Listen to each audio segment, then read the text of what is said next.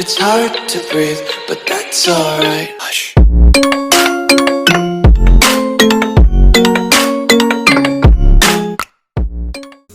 Salut tout le monde, aujourd'hui on se retrouve pour une nouvelle vidéo. Donc je vais vous présenter un village GDC, LDC, anti 3 étoiles ou anti 2 étoiles. J'ai mis anti 3 étoiles mais oui, il pourrait être aussi anti 2 étoiles. Donc je vous dis à tout de suite pour les gameplays, c'est parti. Donc voilà, on se retrouve sur le premier gameplay. Donc c'est un HDVGis qui m'attaque pour faire le 2 étoiles. Donc je vous laisse sur le gameplay. Donc il attaque en AQH Valkyrie, Bouliste, Sorcier avec un lance-bûche. Donc il envoie le lance-bûche sur l'HDV avec les Valkyries et l'AQH qui funnel les Valkyries et le lance-bûche. Donc le lance-bûche qui a fait tomber l'HDV, les Valkyries qui prennent très cher. Vous voyez, elles sont bloquées dans tous les compartiments. Donc ça va aller très vite. Il est même pas allé chercher le 2 étoiles. Donc c'est pour ça que je vous dis c'est une base aussi anti 2 étoiles. Parce qu'elle est très efficace. Donc on se retrouve pour le deuxième gameplay.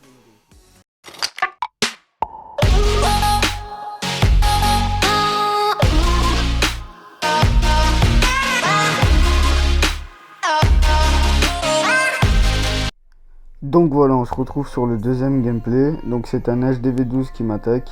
C'est sur la LDC qui est en train de se passer en ce moment. Donc il va y avoir deux parties pour vous présenter la LDC. Donc on va probablement monter Cristal 1. Donc ensuite à propos de mon HDV, donc je suis passé HDV12. Donc j'ai lancé mon HDV12. Donc je vais être HDV12 dans 7 jours exactement. C'est pour ça que je vous présente mes bases. Donc celle-là c'est vraiment une base qui me tient à cœur. Parce que c'est vraiment une base que j'ai utilisée depuis le début que je suis HDV11. Et c'est une base qui marche pratiquement à toutes les GDC. C'est vraiment une base de fou, donc je vous la conseille. Elle marche contre tout. Et elle est vraiment efficace. Toutes les défenses sont bien positionnées. Il y a tout qui est nickel, les pièges aussi. Donc je vous montrerai à la fin de la vidéo les pièges, les murs, les bâtiments. Donc je vous montrerai en détail le village. Donc on repart sur le commentaire du gameplay. Donc comme vous le voyez, l'attaque elle est très vite. Sa P1 elle est chercher l'aigle plus les Arctics et le CDC. Donc on voyait sa P1 ne s'est pas passé comme prévu. Donc là il est obligé d'activer sa capa de Warden avec la reine. Il envoie ses mineurs sur l'HDV directement pour aller recouvrir son attaque et aller chercher le 2 étoiles. Donc c'est vraiment une base efficace. Faut vraiment laisser les TDE en multi.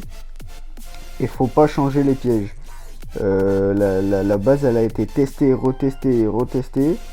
Les pièges ont été changés et rechangés. Et là faut plus les changer. C'est la meilleure position. Vous pouvez pas trouver mieux. Pareil pour les bâtiments défensifs et autres.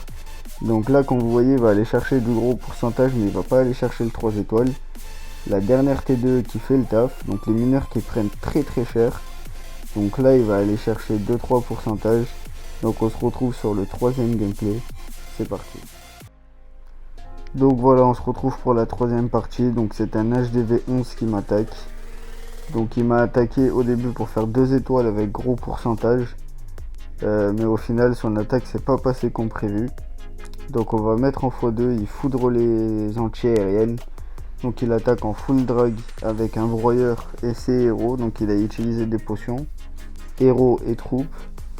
Donc là il envoie ses héros sur l'HDV avec ses dragons et son broyeur. Donc tout va aller sur l'HDV. Mais le souffleur qui repousse tous les dragons. Donc il les fait tous détourner. Le CDC qui sort. Le broyeur qui a pas fait énormément de taf. Il est tombé très vite. Les dragons qui ont tourné, donc l'HDV qui est tombé, mais ça va pas aller chercher le 2 étoiles encore une fois. Donc le CDC qui a fait le travail aussi.